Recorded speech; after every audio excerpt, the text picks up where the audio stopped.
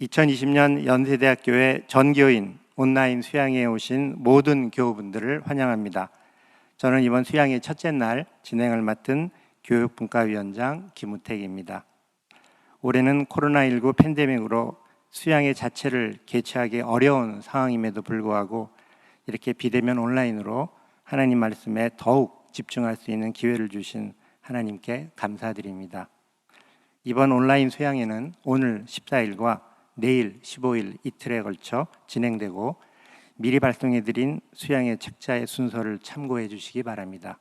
오늘까지 요한복음을 한 번 이상 통독하며 수양회를 통해 주실 말씀을 간절히 사모하고 기다리는 교우분들께 하나님께서 풍성한 은혜로 채워주실 줄 믿습니다. 이제 수양회 시작을 위해 강지연 교우께서 기도해 주시겠습니다. 지금도 살아계셔서 역사를 주관하시고 우리 인생 하나하나를 돌보고 계시는 하나님 아버지, 오늘 우리를 대학교의 전교인 온라인 수양회로 불러주시니 감사합니다. 오늘과 내일 수양회를 통해 우리 공동체에게 말씀하실 하나님을 기대하며 찬양합니다. 아버지, 우리는 지난 6개월 동안 우리가 당연하다고 믿었던 것, 언제까지라도 지속될 것이라 여겼던 것들이 무너지고 멈추는 것을 보았습니다. 보면서도 믿기 어려운 시간들을 지나면서 언제나 신실하신 하나님을 다시 바라봅니다. 그리고 사랑 많으시고 전능하신 아버지께서 이런 시간을 우리에게 허락하신 이유를 가늠해 봅니다. 역사에서 우연히 일어나는 일이 없을진데 우리가 과연 무엇을 잃어버린 것인지, 어디로부터 멀어진 것인지 깨닫게 하여 주시고 돌이키고 회복될 수 있도록 인도해 주시옵소서. 한국 사회뿐만 아니라 세계 곳곳이, 특별히 교회가 함께 모여 예배드리고 찬양하는 것마저 제한되는 기가 막힌 시간을 보내고 있습니다. 그러나 교회의 역사를 볼 때 언제고 만만한 시간은 없었으며 우리의 고난이 클 때 은혜 역시 막강했고 아주 연약한 자와 조직이 하나님의 손에 붙들렸을 때 역사가 주목할 일이 벌어졌음을 기억하고자 합니다. 대규모 예배나 공동체가 함께 부르는 찬양은 멈췄으나 각자 처해진 상황에서 우리는 여전히 아버지께 예배드릴 수 있음을 기억하오니 말씀 읽기와 기도라는 기본적인 경건의 훈련 안에서 우리가 충전되게 하여 주시옵소서.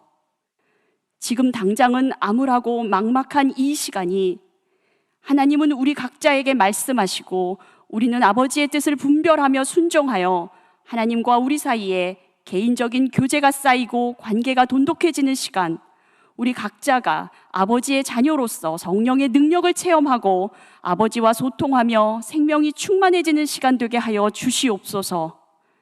그리하여 이 시간들이 마무리되었을 때에 과연 아버지께서 우리에게 허락하신 이 시기가 우리가 놓쳐서는 안 될 본질을 부여잡고 기본으로 돌아오게 하는 귀한 기회였음을 깨닫고 감사하게 하여 주시옵소서.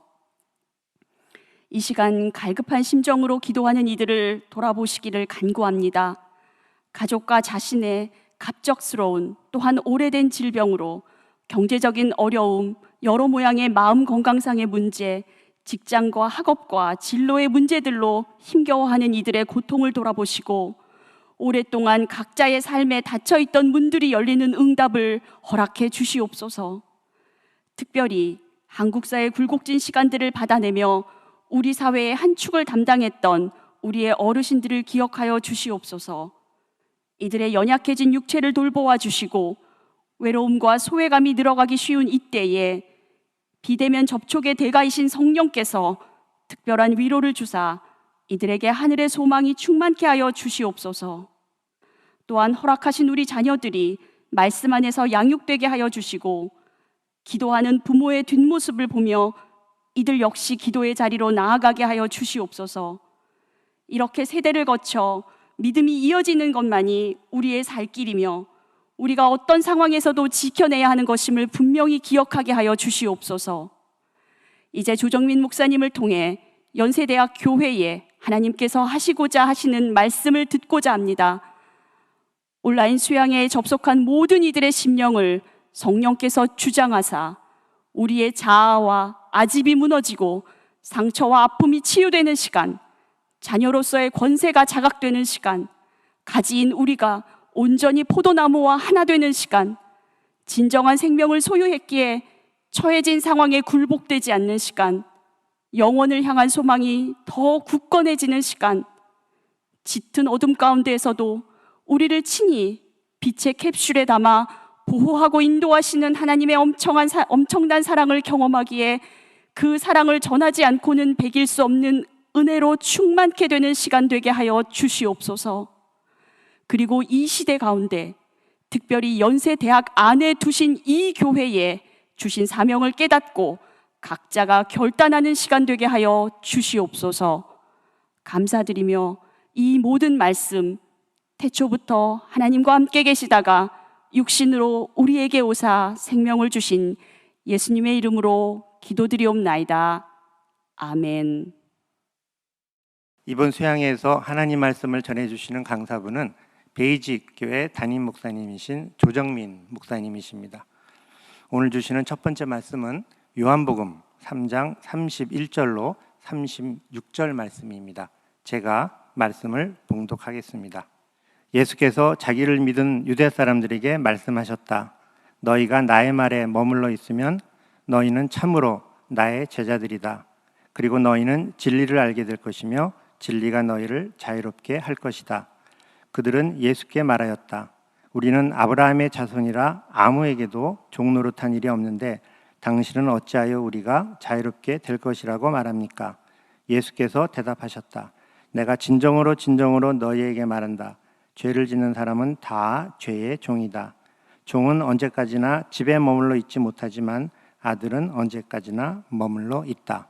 그러므로 아들이 너희를 자유롭게 하면 너희는 참으로 자유롭게 될 것이다.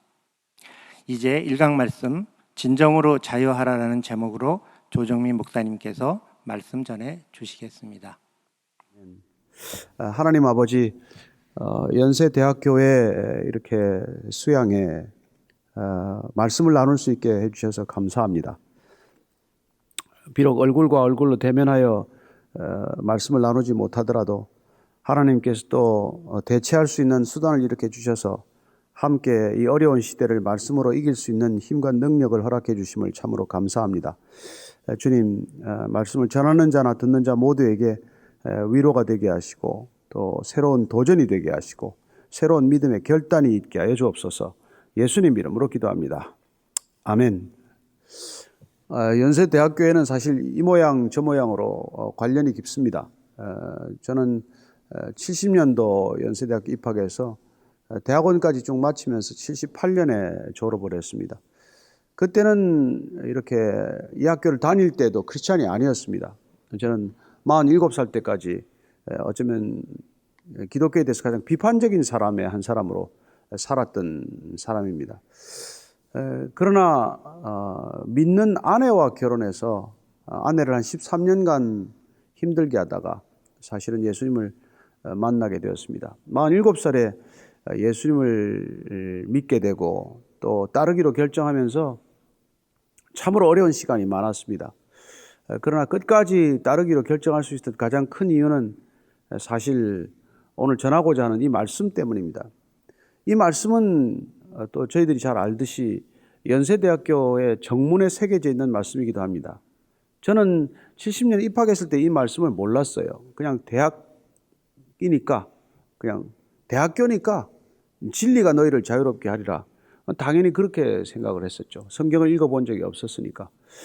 그러나 나중에 예수님을 알게 되고 성경을 읽고 나서 참으로 위대한 선언이라는 것을 알게 되었습니다. 오늘 4번 동안 저희들이 이 수양회 동안 나눌 말씀은 요한복음을 저와 여러분들이 쭉 같이 읽기로 했습니다.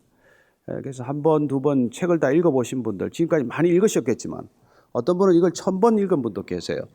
그런 분들도 있지만 이걸 읽으면서 저희들이 이 어려운 시대도 이 말씀이 우리에게 무슨 빛이 되겠나, 길이 되겠나 하는 그런 일말의 의심이나 두려움이 있다면 아마 저는 이 말씀을 통해서 말끔히 씻겨 나가리라고 믿는 사람입니다.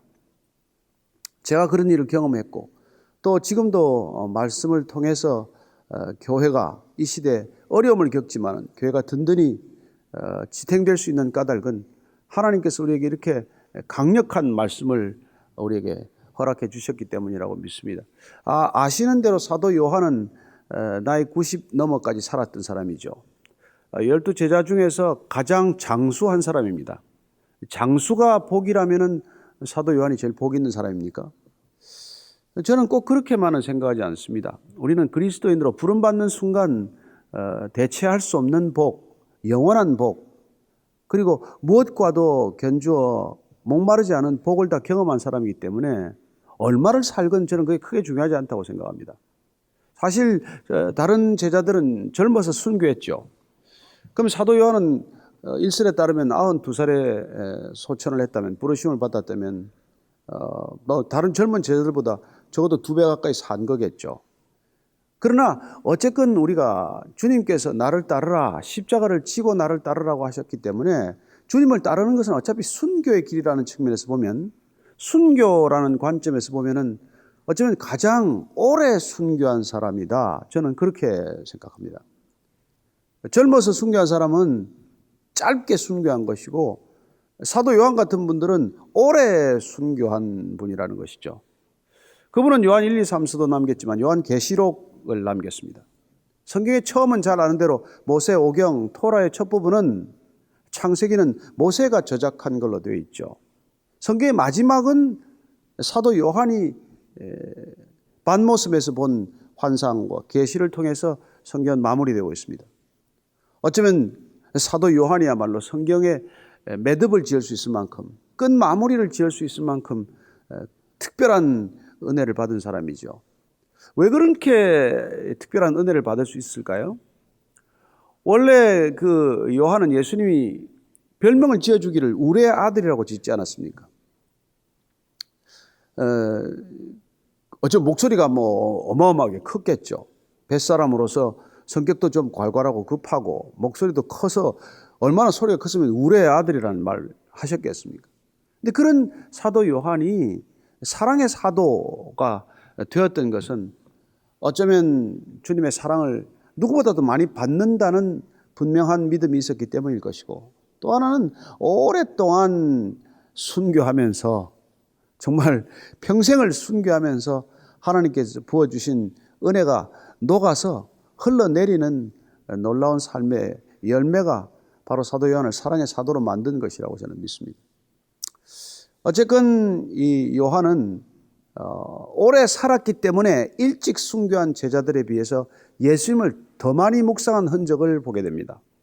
또 하나 그는 다른 사도와 비교해서 독특한 어떤 점이 있다면은, 예수님께서 십자가에서 어머니 마리아를 요한에게 부탁하지 않았습니까?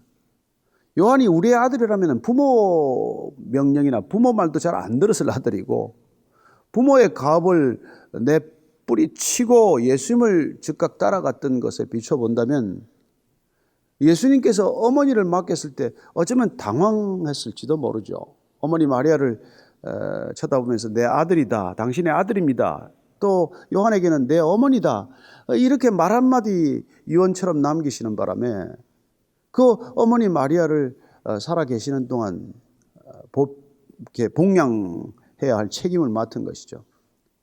그런데 우리가 살아보면 그렇지만은 어려움을 겪으면 어려움을 겪을수록 그 가운데 감춰진 신비한 은혜가 있지 않습니까? 그 예수의 어머니 마리아를 쭉 그렇게 복양하면서 모시면서 같이 더불어 살아가면서, 내 어머니 내 부모님하고도 안 살았던 요한이 예수님 어머니 마리아와 살면서 주로 무슨 얘기를 했겠어요? 저는 그 두 분의 대화, 마리아와 요한의 대화는 대부분 예수님, 아니 전적으로 예수님에 관한 대화였다고 믿습니다. 어떻게 알 수 있을까요? 그가 마태, 마가, 누가와 다른, 소위 말하는 우리가 시납틱 가스펠, 공관복음이라고 하는 복음과는 전혀 다른 요한복음이 탄생한 배경이죠. 예수님을 남달리 사랑하고 사랑받았다는 것, 그리고 어쩌면 긴 순교를 통해서 정말 성령의 사랑을 마음껏 나눌 수 있었던 어떤 그런 목회적 환경과 여건, 그리고 그것들을 뒷받침하는 어머니 마리아와의 이 오랜 교제와 깊은 나눔 가운데 예수님에 대한 독특한 시각과 통찰이 형성이 된 것이죠. 그래서 우리 요한복음을 읽으면 정말 대단한 그런 그 진리를 깨닫게 됩니다. 우리가 흔히 알듯 마태복음이 왕으로 오신 하나님, 왕으로 오신 예수님의 초점을 맞춰서 다윗 왕조의 왕을 뒤이은 왕 중의 왕이다. 이 초점이라면은 우리가 잘 아시는 대로 또한 마가복음은 종으로 오신 예수님, 그야말로 섬김을 받으러 오지 않고 섬기러 오신 예수님께 초점을 맞췄고, 또한 누가복음은 인자로 오신 의사 누가가 본 고통받는 예수님, 인간의 풀 휴머니티를 가감없이 다 드러내신 예수님, 때로 슬픔과 기쁨과 이 모든 것들 가운데서 인간 예수의 됨을 다 드러냈다고 한다면은 우리는 이 요한복음을 하나님으로 오신 예수님을 보게 되는 것이죠. 그래서 하나님으로 오신 예수님은 하나님이시다. 예수님은 인간의 몸으로 오신 하나님이시다. 이걸 어떻게 변증할 거냐? 아니면 선포할 거냐? 그렇습니다. 변증적 과정보다는 사도 바울이 변증에 강하다면 사도 요한은 선포의 메시지가 강하죠. 그래서 그는 하나님으로 오신 이 예수님의 하나님 되심을 장엄한 어조로 선포한 것을 듣게 됩니다.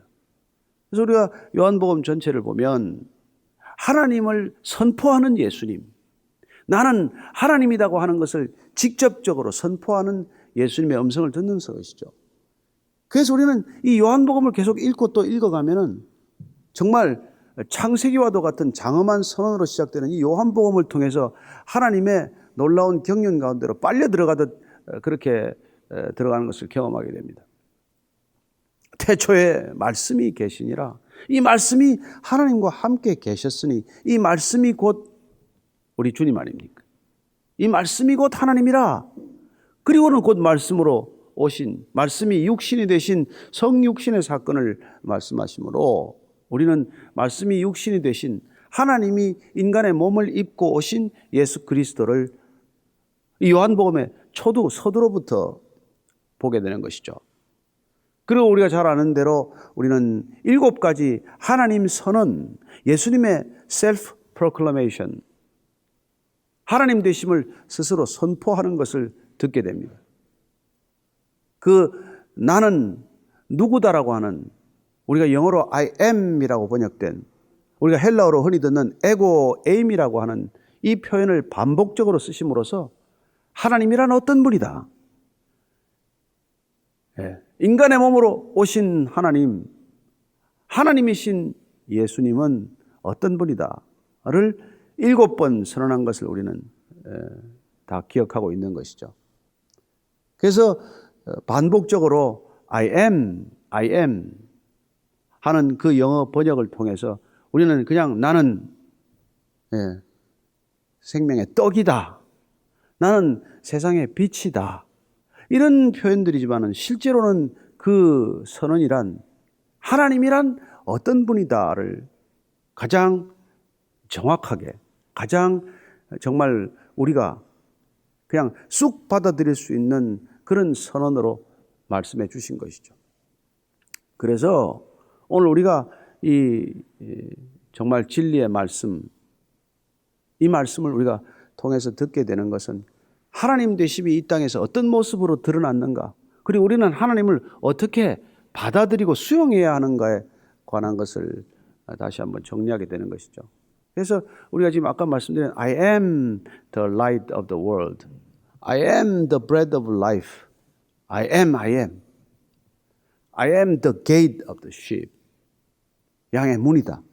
I am the good shepherd, 난 선한 목자다. I am the resurrection and the life, 나는 부활이요 생명이다. I am the truth, the way, the truth, the life, 나는 길이요 진리요 생명이다. I am the vine, 나는 포도나무다. 이 표현은 우리가 잘 아는 대로 출애굽기 3장 24절 25절로 시작되는 그 하나님의 자기 소개와 동일하다는 것을 우리는 알게 됩니다.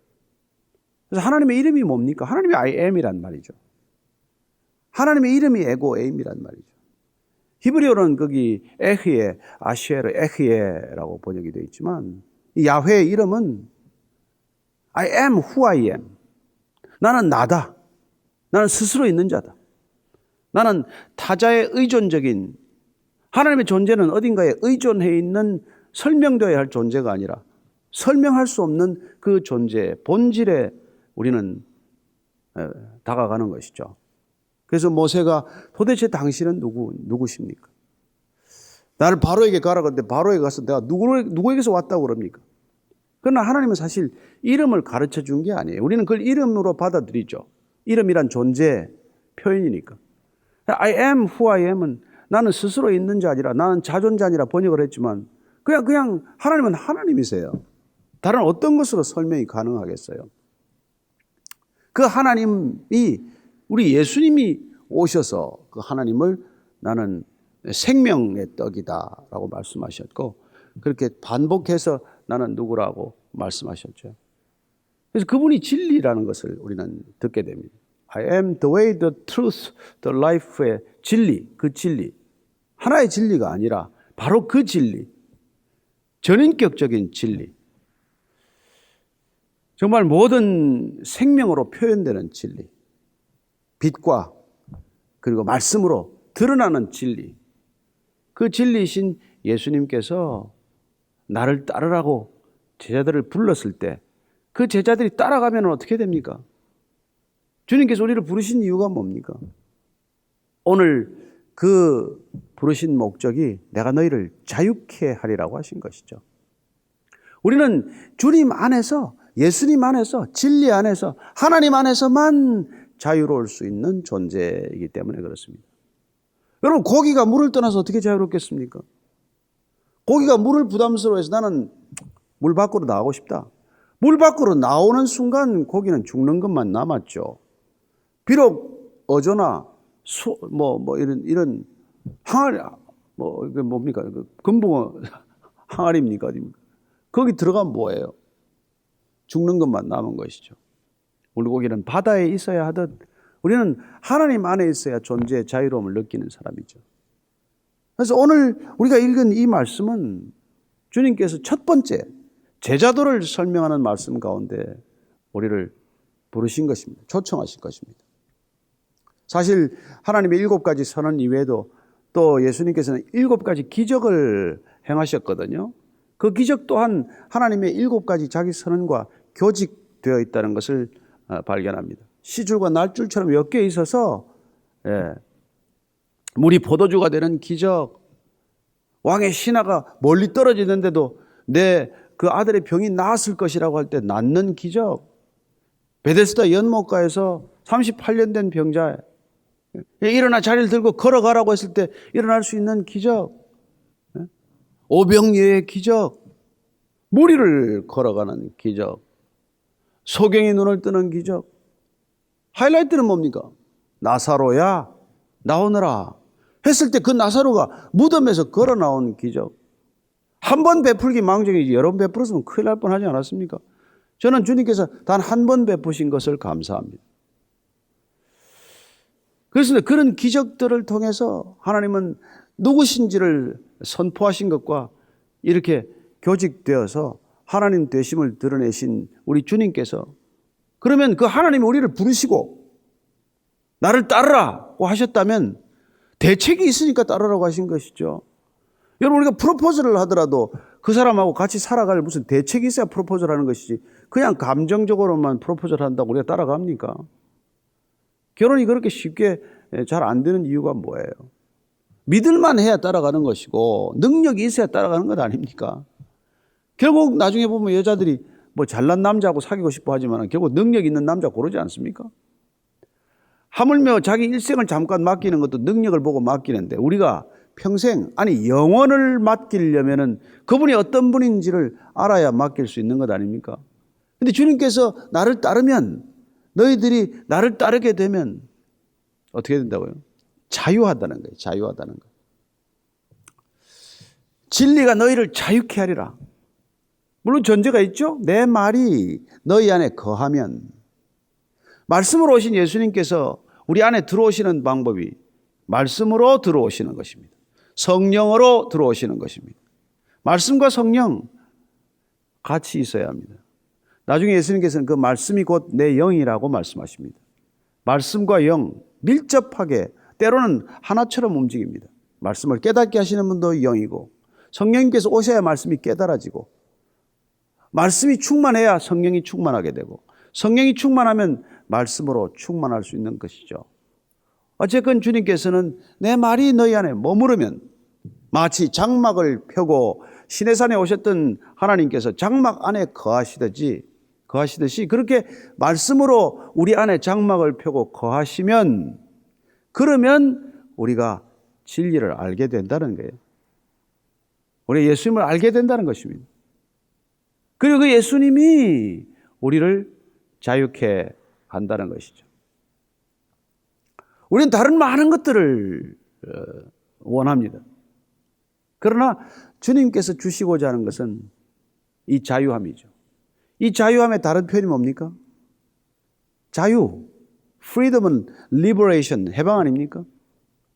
해방이란 뭡니까? salvation, 구원 아닙니까? 자유, 해방, 구원 같은 얘기 아니에요? 우리가 주님 안에 있을 때 우리는 구원받은 존재가 되는 것이죠. 주님이 우리를 부르시는 이유는 구원 때문에 부르시는 것이고 묶여 살아가는 어딘가에 묶여 살아가는 대부분 우상에 묶여 살아가는 얼마나 다양한 우상, 얼마나 숱한 우상에 묶여 살아갑니까? 우리를 그 우상으로부터 풀어주시기 위해서 온전히 해방시키기 위해서 자유롭게 하기 위해서 그분은 우리를 부르신 것이죠. 그분이 무슨 시간이 남아서 할 일이 없어 우리한테 찾아오신 것입니까? 신음하고 있는 우리, 묶여도 묶인 줄 모르는 우리. 오늘 보면 알겠지만 아브라함의 후손들은 자기들이 평생 이렇게 종이 아니라고 주장합니다. 그러나 주님께서는 죄의 종이라고 규정해 주지 않습니까? 아브라함의 후손이라고 다 후손인가? 나중에 사도 바울은 로마서에서 시로 이스마엘과 이삭이 같이 태어났지만 아브라함에서 태어났지만 약속의 자손이라야 그게 구원받은 자손이지. 육신으로 태어난 자녀들은 혈통으로는 자손이지만은 구원사적으로 보면은 일단 구원의 대열에서 벗어난 것이죠. 심지어 뱃속에서 쌍둥이로 태어났지만 에서는 내가 미워하고 그리고 야곱은 내가 사랑하였다. 이런 표현들이 어떻게 가능합니까? 하나님께서 우리를 부르시면은 그분은 우리를 끝까지 책임지시는 분입니다. 그 책임의 결과가 구원이고 해방이고 그리고 자유함이라는 것이죠. 정말 저는 연세대학교 다닐 때는 자유롭지 못했습니다. 저는 술에 묶여 살았습니다. 대학을 그렇게 대학원가 8년 다녔지만은 정말 그때만 해도 늘 위수령, 계엄령 떨어져가지고 단 한 번도 공부 제대로 한 적 없습니다. 중간고사, 기말고사 같이 친 적이 없어요. 중간고사 치면 기말고사로 이미 대체된 거고 또 학기 초부터 계속 시위가 계속돼서 중간고사 못 치면 학기 말에 페이퍼 하나 내고 끝나기도 하고 그랬던 시절을 보냈어요. 그때 우리가 독재 타도를 외치면서 데모했던 건 뭡니까? 자유를 위해서 한 거죠. 자유민주주의를 위해서. 근데 실제로 그러면 우리가 자유민주주의가 이 땅에 지금 완성이 됐습니까? 여전히 우리는 자유민주주의가 또 어려움에 처했다 이런 표현을 듣습니다. 인간이 말하는 그런 정치적인 자유를 지금 말하는 것입니까? 아니지 않습니까? 이 자유는 어떤 자유입니까? 그렇습니다. 인간이 존재함으로써 빚어진 실존적인 모든 고민으로부터 풀려나는 것이죠.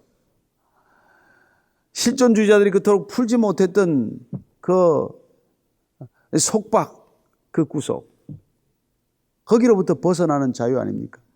본질적으로 인간의 누구도 벗어날 수 없는 자아중심주의, 자기중심주의라고 하는 이 중력과도 같은 자아의 중독 상태로부터 벗어나는 것, 이거는 우리 주님이 아니고서는 누가 이걸 가능케 하겠어요?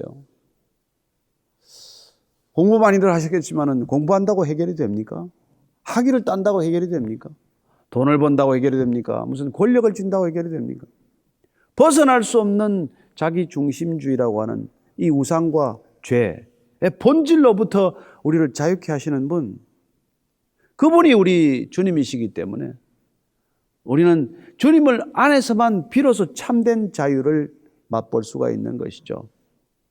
이 자유는 어쩌면 누는 그렇게 비유하지 않습니까? 우리가 이 남편과 아내를 택함으로써 그 남편과 아내와의 관계 속에서 모든 관계로부터 자유해지는 것이죠. 우리 결혼하고 나면 그런 자유를 맛보아야 할 텐데 어떤 사람은 결혼이 자유가 아니라 결혼이 속박이라고 생각하는 사람들이 있죠. 신앙도 그렇게 생각하는 사람이 있습니다. 내가 예수 안 믿고 교회 안 다녔으면 마음대로 할 수 있을 텐데 교회나 신앙이라고 하는데 묶여서 자유를 다 잃어버렸다. 남들보다 훨씬 많은 짐을 지고 있다. 남들 안 지는 짐, 종교적 부담과 짐을 지고 있다. 이렇게 생각하고 그렇게 불만족스러워하는 사람도 있습니다. 저는 그걸 보면 너무나 답답해요. 저는 예수 없이 자유를 무한정 추구했는데 내가 자유롭게 추구했던 모든 것들이 나를 얽어매는 속박이요, 나를 얽어매는 우상이라는 것을 알게 되었습니다. 저는 마음껏 술 마셨습니다. 33년간 마셨습니다. 결과는요, 알코올릭에 준하는 삶이죠. 저는 마음껏 거짓말했습니다. 거짓말하면 속이 편할까요? 진실됨이 없는 거짓투성이의 삶을 살았습니다. 취재도 거짓말을 하고 때로는 언론 보도 자체도 100% 진실이 아닌 걸 그냥 거침없이 쏟아냈습니다. 자유로웠을까요? 아니요. 거짓의 종이 된 것이죠. 나중에 보니까 우리 성경에 마귀의 자식들이 결국은 거짓의 종노릇 한다고 되어 있지 않습니까? 우리가 종인 줄 알았습니까? 종인 줄 모르죠. 종인 줄 모르니까 참된 자유도 갈망할 줄 모르고 추구할 줄 모르죠. 그러나 예수님께서 우리를 부르시면, 그분께서 우리를 정말 말씀으로 빚어가시면 우리는 그분 안에서 자유를 경험하게 되는 것이죠. 그 자유는 더 이상 내 존재를 내가 증명하겠다는 것으로부터의 자유입니다. 여러분, 내가 나를 왜 증명해야 되죠? 사람이 그것 때문에 다 평생 괴로운 거예요. 누구를 안다, 내가 어느 학교를 다녔다, 내가 무슨 책을 읽었다, 내가 무슨 논문을 썼다, 내가 무슨 세미나에서 발표자가, 이걸 알리고자 하는 이유가 뭐예요? 왜 이 시대 사람들이 SNS에 목을 겁니까? 왜 그냥 SNS 하기에 그냥 정신들을 못 차려요? 정말 끔찍한 부작용들이 있음에도 불구하고 왜 그렇게 하냐 이거죠. 나라는 존재를 내가 증명하기 위해서 애쓰는 것 아니에요. 내가 나를 증명한다고 누가 알아주긴 합니까? 그거 별로 알아주지도 않는데도 불구하고 내가 나를 증명하기 위해서 그 귀중한 시간들을 그렇게 많이 쓰고 있는 것이죠. 저는 진리 안에서 자유, 정말 주님께서 말씀하신 이 자유를 맛본 사람들은 더 이상 나를 누구에게 증명하기 위해서 애쓰지 않는다는 것이죠. 동시에 누구로부터도 인정받기 위해서 목마르지 않다는 것입니다. 누구로부터 인정받기 위해서 내 귀중한 삶을 허비하지 않는다는 거예요. 왜 내가 그 사람한테 꼭 인정받아야 됩니까? 내가 왜 세상으로부터 칭찬받아야 됩니까? 내가 왜 누군가에게 존경받아야 합니까? 무엇 때문에 그런 것들이 필요해요? 여전히 목마르니까. 여전히 갈증이 해결이 안 되니까. 여러분이 목마른 거 한번 경험해 보셨습니까? 저는 정말 그 옛날에 장마통에 거제도를 여행할 때 비가 쏟아져서 말이죠. 모든 게 범람해서 사방이 물인데 물 한 모금 마실 데가 없어요. 모든 그냥 우물들이 다 그냥 흘러 넘치고 범람하고 말이죠. 산사태가 나고 어디를 가도 마실 물이 없는 거예요. 그래서 그 장승포까지 와야 되는데 그 산길을 넘어가면서 목이 타는 듯한 갈증 때문에 수박밭을 지나가다 수박이 이렇게 있어요. 그 수박이 채 덜 익지도 않아요. 어쨌건 그걸 이제 정말 떼약빛을 받아가지고 뜨끈뜨끈한 수박이에요. 그걸 이제 좀 먹다가 아까워서 그걸 다 이제 이게 수통에다가 물을 만들어가지고 즙을 짜서 수박 주스가 아니에요. 그걸 이제 수통 가득 담아가지고 가면서 계속 마셨는데, 잘 아시는 대로 점점 더 목말라요. 그걸 수박 주스인데 첫 잔은 그런 대로 마셨는데, 그 다음부터 마셔도 갈증은 전혀 해소되지 않기는커녕 이 갈증이 해소되는 정도가 아니라 더 갈증을 부추긴다는 것을 경험했습니다. 그 수박 주스 어디 호텔에 가면서 많은 거의 16,000원 이렇게 하지 않습니까? 한이만 하는데. 그 주스를 수통 가득히 가지고 가면서 그 떼약볕에서 마시면서 가는데 하나도 목이 시원하거나 갈증이 해소되지 않아요. 갈증은 잘 아시는 대로 샘물, 생수 마셔야 해결되는 것 아닙니까? 주님께서 나를 만나면 생수의 강이 배에서 터질 거라고 말합니다. 그 우물가의 여인도 그렇게 생수를 경험한 것이죠. 평생 목마르지 않은 물 주소서, 나도 그런 물 있다면 마시겠습니다. 주님께서 그 생수가 되신 분을 오셔서 그분 우리 안에 오시면은 이제는 우리 안에서 생수가 샘솟는 존재가 된다고 말씀해 주십니다. 진리 안에서 자유한 것이라는 것과 같은 표현이죠. 진리 안에서 자유함. 저는 이 자유함이 인정욕구로부터의 자유, 첫 번째 자유입니다. 두 번째는 뭡니까? 성취로부터의 자유예요. 그렇게 뭔가를 이루겠다고 열심히들 살아갑니다. 무의미하지 않아요. 어떤 목적을 가지고 살아간다는 건 중요합니다. 어떤 목적이 있어야 방황이 끝납니다. 그런 의미에서 목적은 대단히 소중한 것이죠. 그러나 그 숱한 목적들이 아까 말씀드린 대로 여전히 내가 나를 증명하는 목적들이라면 이루어져도 목마르고 이루어지지 않으면 더 목마른 것이죠. 그러나 주님께서 우리 안에 오시면 신기하게도 우리는 뭔가를 이루어야 한다는데 강박증을 갖지 않게 된다는 것입니다. 우리는 그분의 부르심에 귀를 기울입니다. 그분의 말씀하심에 귀를 기울입니다. 무슨 말씀을 하시나, 나한테 뭘 요구하시나, 뭘 기대하시나. 그래서 그분을 따라가기 시작하면 그분께서 친히 이루시는 것을 경험합니다. 그리고 우리는 그분이 이루시는 일에 동참하도록 초청받은 것을 알게 됩니다. 내가 주도적이 아닌데도 불구하고 우리는 불안하지 않고 목마르지 않습니다.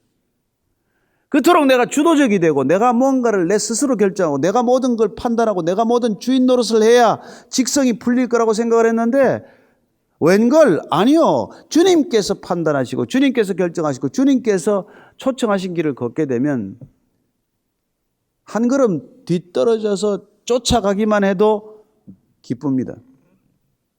주님이 이루시는 일에 기대가 있습니다. 나한테 초점을 맞추면 언제든지 불안하고 이루어져도 불만이고 이루어지지 않으면 더 불만인데 주님이 행하시는 일을 잠잠히 바라보고 쫓아가면 그분이 이런 결과를 초래하든 저런 결과를 초래하든 우리는 더 이상 나를 중심으로 한 성취 욕구에 시달리지 않는다는 것입니다. 무책임하게 들리기도 하죠. 때로는 사람이 그렇게 물에 물 탄 듯 술에 술 탄 듯 되는 일도 안 되는 일도 없어가지고 어떻게 살아? 그렇게 말할지 모르지만 아니요. 우리의 욕망, 우리의 탐욕을 근거로 한 일들은 어차피 그 결과가 나를 더 목마르게 할 것을 예고하고 있습니다. 그러나 주님께서 우리를 인도하시는 대로 가면 정말 우리는 목마르지 않습니다. 아니, 더 부족함이 없다는 다윗의 고백이 우리의 고백이 되는 것이죠. 주님이 나를 인도하시니 나는 부족함이 없습니다. 뭐로부터 부족함이 없을까요? 그렇습니다. 나는 더 이상 생명이 부족하지 않습니다. 까지 이르게 되는 것이죠. 그래서 세 번째로 우리가 이 자유란 죽음으로부터의 자유를 궁극적으로 내포하고 있습니다. 주님이 우리를 부르셔서 내가 진리 안에서 자유케 되리라 할 때 이 놀라운 자유는 궁극적으로 우리를 죽음으로부터 자유케 한다는 것입니다. 그래서 7가지 기적 가운데 마지막 기적, 이 나사로의 기적을 베푸신 이후로는 더 이상 기적을 베풀지 않습니다. 주님께서. 그리고는 주님께서 설교가 바뀌어요. 내 피를 마시고 내 살을 마셔야 하리라 고 말씀하십니다. 아니 우리들은 식인종이 되라고 하나? 더 이상 제자들이 안 따르기로 결정한 사람들이 많았어요. 뿔뿔이 흩어졌습니다. 12 제자들을 향해서 묻습니다. 너희들도 나를 떠나려 하느냐? 베드로가 그때도 대답합니다. 영생의 말씀이 있는데 저희들이 어디로 가겠습니까? 영생의 말씀. 그렇습니다. 그 말씀은 우리 안에 씨앗으로 왔을 뿐인데, 지극히 작은 겨자씨처럼 왔을 뿐인데, 이것이 자라고 무성해져서 우리를 죽음으로부터 보호하는, 죽음으로부터 우리를 든든히 지켜주는 그런 말씀의 능력이 된 것이죠. 그래서 그 말씀이 오면 우리는 더 이상 죽음마저도 불안하지 않다는 것입니다. 그게 2000년 기독교 역사예요. 2000년 기독교는 순교사입니다. 말씀의 씨앗이 우리 안에 자라서 더 이상 불안하지 않은 생애, 말씀의 씨앗이 우리 안에서 생명이 되어서 하나님 나라가 이 가운데서 풍성하게 자라는 것. 그래서 주님께서는 그 비유를 누룩 비유로 든 거 아니에요. 말씀이라는 조그만 겨자씨에 비유했지만 또한 누룩에 비유함으로써 들어가서 조그만 이스트가 빵 전체를 부풀게 하는, 그렇게 하나님의 나라가 확장되는 것을 비유하셨고, 진주 비유, 보화 비유, 그물 비유, 이런 비유를 통해서 우리 안에 하나님 나라가 어떻게 임하는지, 그 하나님 나라의 모습이 어떤 건지를 우리에게 말씀해 주셨죠.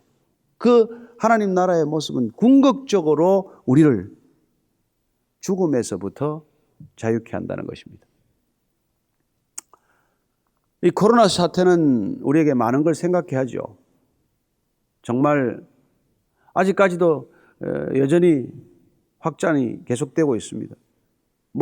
오늘 보니까 러시아에서 백신이 나왔다고 하는데 얼마나 안전할지, 안정성이 있을지는 서방 국가에서 의문입니다. 어쨌건 또 백신이 나오고 치료제가 나올 수 있겠지만, 그러나 코로나는, 이 팬데믹은 우리에게 가르쳐 주었습니까? 우리가 정말 미래를 향해서 줄다름 치는 것 같지만, 우리가 가고 있는 이 방향은 여전히 우리는 죽음의 그림자에서 벗어나지 못하고 있다는 것이죠.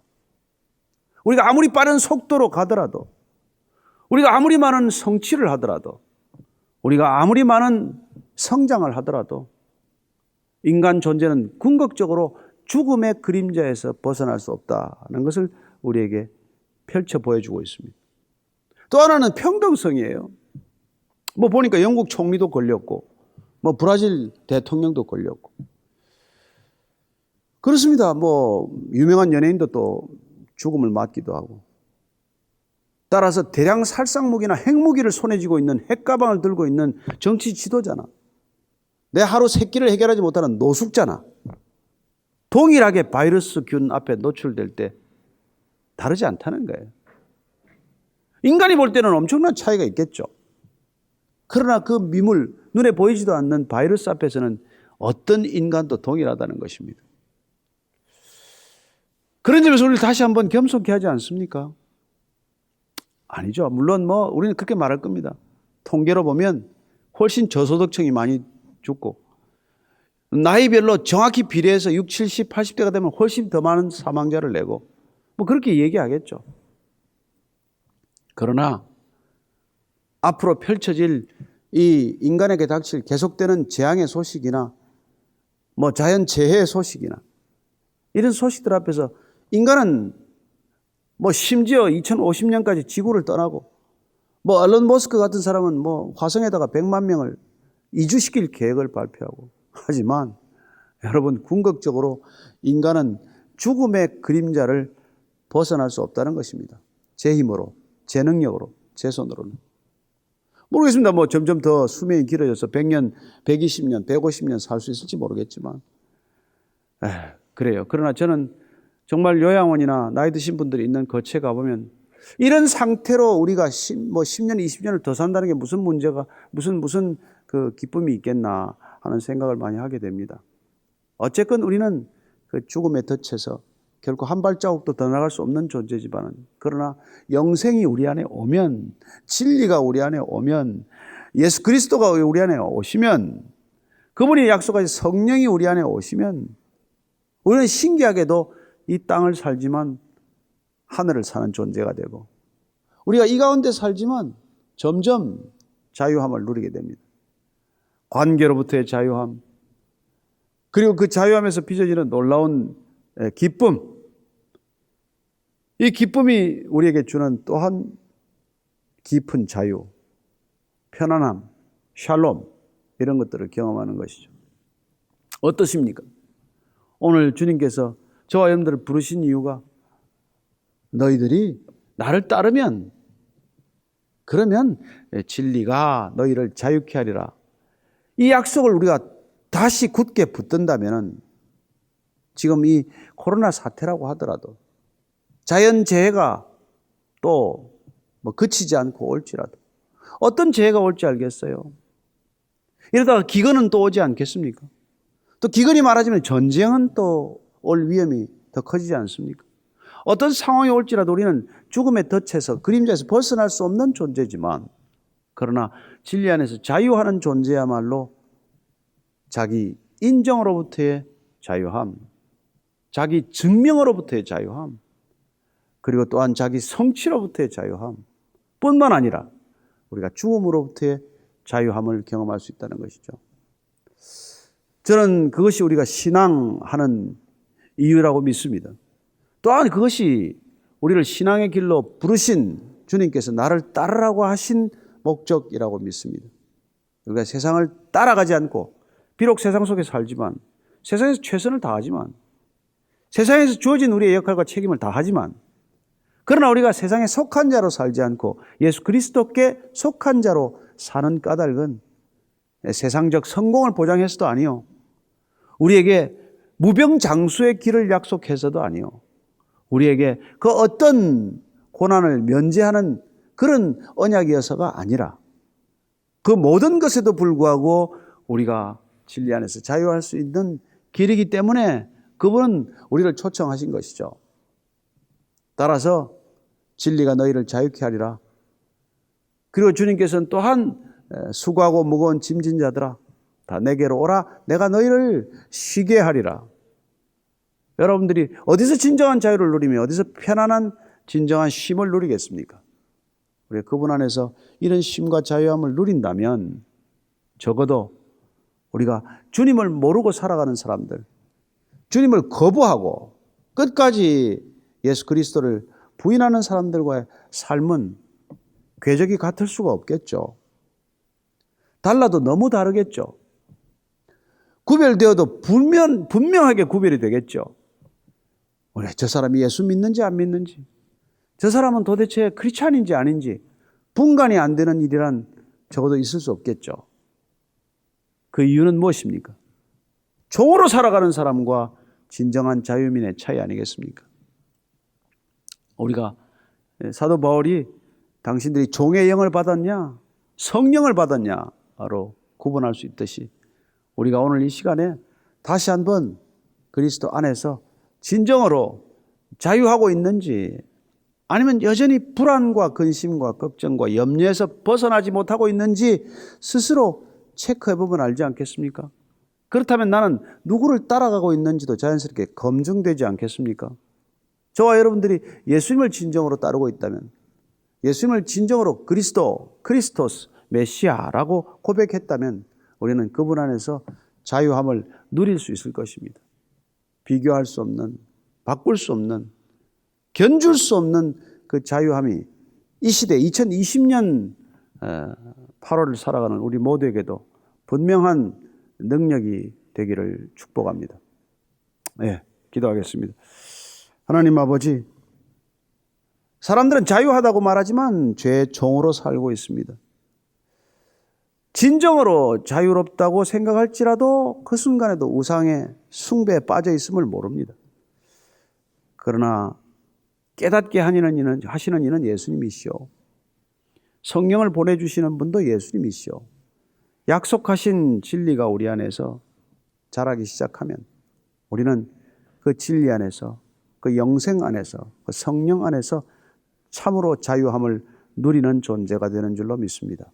하나님, 이토록 불안하고 염려가 그치지 않는 마지막 시대를 살아가지만 우리가 주님 앞에 서는 날까지 진리 안에서 자유한 발걸음으로 기꺼이 주님께 달려가는 생애가 되게 해 주옵소서. 예수님 이름으로 기도합니다. 아멘. 5분간 휴식 후에 바로 두 번째 말씀을 듣도록 하겠습니다.